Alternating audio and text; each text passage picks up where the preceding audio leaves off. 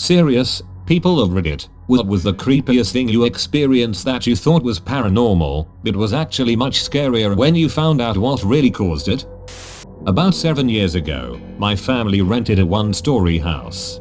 It was originally one bigger house that was split off into two, and there was another family that lived in the other part that we didn't really talk with. During the night, I would hear what sounded like knocks above the ceiling, but any entrance to the small crawl space between the ceiling and the roof was patched up when the house was divided. For a while, I thought there was a ghost who lived in the attic, and I would have trouble going to sleep without a light on. After we moved out, I heard through the grapevine that the neighbor's kid was caught spying on the new people that moved in. Turns out that he had broken a hole in the ceiling of his closet to get into the crawl space and had been looking through holes that he had bored in the ceiling overlooking the other part of the house. The noises I heard was him moving around on his arms and knees up there. Leaving your light on ironically made you easier to spy on. I don't know why, but thinking about a kid crawling through a little passageway and watching me through holes in the floor is absolutely terrifying. When I was 8, we were on a long holiday, staying with some family in a town called Surratt in country Queensland, Australia. I was staying in their son's room who had moved to Brisbane for university. Each night I had the same recurring nightmare of an alien tentacle trying to grab me. After a week I was terrified of going to sleep, but my parents kept telling me that it was okay. I was just frightened because we were staying somewhere new and that it would be okay. Well, I couldn't get to sleep. I kept watching the clock, waiting for the sun to come up and terrified of the alien. It was just after 2 AM when a large tentacle landed on the bed. I screamed in terror as I felt the tentacle wriggling. I jumped out of bed and kept screaming. My parents, aunt, uncle, and sister ran into the room to find me huddled in the corner screaming. Turns out it was an adult carpet python over 2 meters long, 6.5 ft. Each night it worked its way under a ceiling tile and onto the bed. I still have an Indiana Jones fear of snakes. Why'd it have to be snakes? As a young kid, I had nightmares of waking up to see my mother hovering over my bed by the window. She just blankly stared down at me and my sister. I'd get so scared yelling "Mom, Mom," and she never responded. It knew it was not my mom. When I was older I told my aunt about it and she told me they weren't dreams. It was real. My mom would go into our rooms randomly to check on us. She had serious mental health issues that got worse over the years. Occasionally she would have episodes of anxiety of something happening to us and guard us at night. Due to the traumatic death of her first child, it apparently triggered obsessive anxiety when we were younger. I now know the whole effed up backstory and can sympathize with why it would make any parent get to that mental state, but I still shudder when I think of the blank face stare. I still tend to associate the nightmare mom as not being my mom. That's kinda sad, actually. It isn't more effed in ways I wish I could forget. It was a long time ago. She had happy times in her life. That's really the only consolation. Didn't think this was paranormal, but definitely thought it was creepy and ended up being more than I bargained for. When I was 13, I had a small jewelry box my mom gave me that had cushions for rings. I had 6 rings that I kept in it, nothing of value. Think mood rings and silver rings. I was somewhat neurotic as a kid and had spent an afternoon arranging my room, and I'd put the 6 rings in a specific order. I opened the box one day and noticed that 2 of the rings were out of order. I thought someone in my family had moved them because there was zero explanation for this. I asked my family if anyone had touched them, and they all insisted no one had opened the box, but I was convinced someone had to have gone through it. My dad ended up going through our entire house checking for missing stuff, and the only missing things were an old bottle of hydrocodone from the medicine cabinet and some of my mom's gold jewelry from a bathroom drawer. Turns out there had been strings of robberies in the neighborhood where thieves had broken in but only taken prescription drugs and small gold items. None of the robberies had indications that the homes had been broken into, and things like laptops, diamond jewelry and other valuables had been left alone. My family wouldn't have known anything was amiss aside from the fact I was so convinced something was off. I was 24 and working at a startup.com. I spent a weekend at my parents' house, came back to my apartment and went into my bedroom where I saw my bed was made.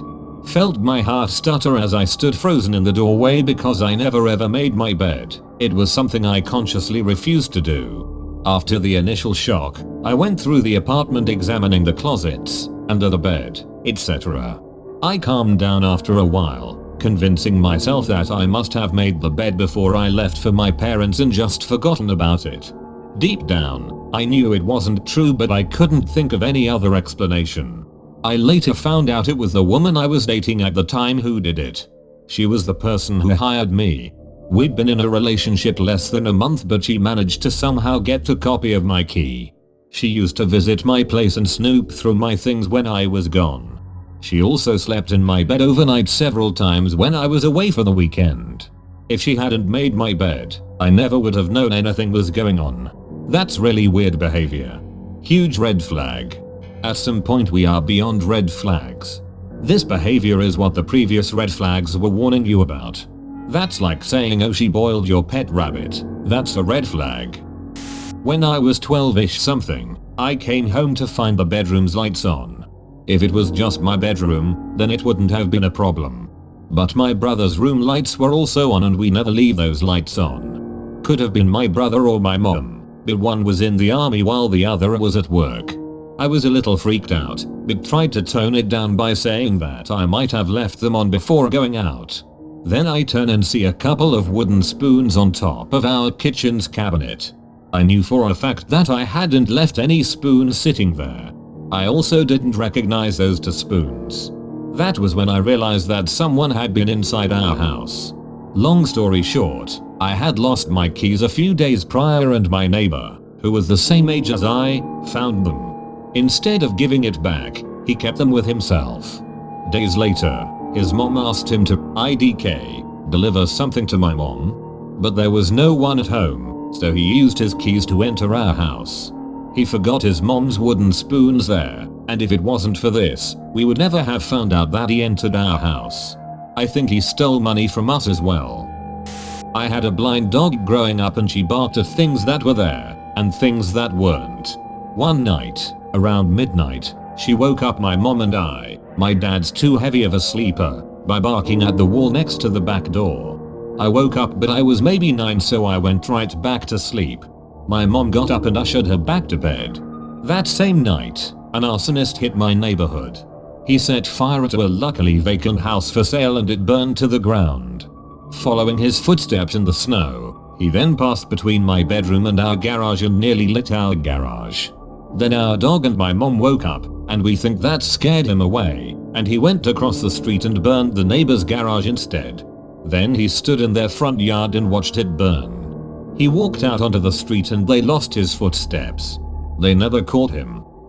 This did not happen to me, but it happened in my city when I was in high school. A family thought that their house was haunted because things like furniture and objects would randomly move or go missing. This went on for several months. They even reached out to their pastor to bless the house. Well, the house wasn't haunted. It turned out that a drifter had wandered in at some point and had been living in their attic.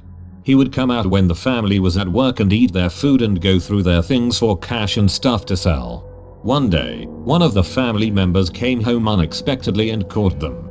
Called police for an active break-in. The cops quickly discovered what had been going on. I was 7 years old, home alone. My parents went for dinner at around 9 p.m. They left me in bed for me to sleep. Hours passed and still couldn't sleep. Went downstairs to get some milk and cookies to watch TV in my parents' bedroom. While I was getting my snacks, I felt like someone grabbed my shoulder hardly. I was so scared I couldn't even turn around to check who did it.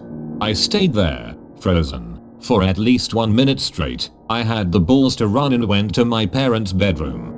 I locked myself in there and didn't get out until my parents came home. It was 3 a.m. and heard my parents' car park outside the window. I was never so happy for them to come home. As soon my parents get in the house, my mom screamed and called 911. The thing I thought was a ghost that grabbed me was actually a drug addict who secretly lived in our basement, and that night thought nobody was home, so went grabbed some snacks from the fridge too and confused my shoulder with the fridge's door and then passed out. Still freaks me out to this day. Excuse me? What? You're very casual about the fact that a stranger was living in your home. What happened after? Are you okay? Also, home alone at night at 7 years old? Technically not alone. How many sheesh would a sheesh shibling schwash sheesh if a sheesh swooping swash could sheesh kebab? Subscribe to find out.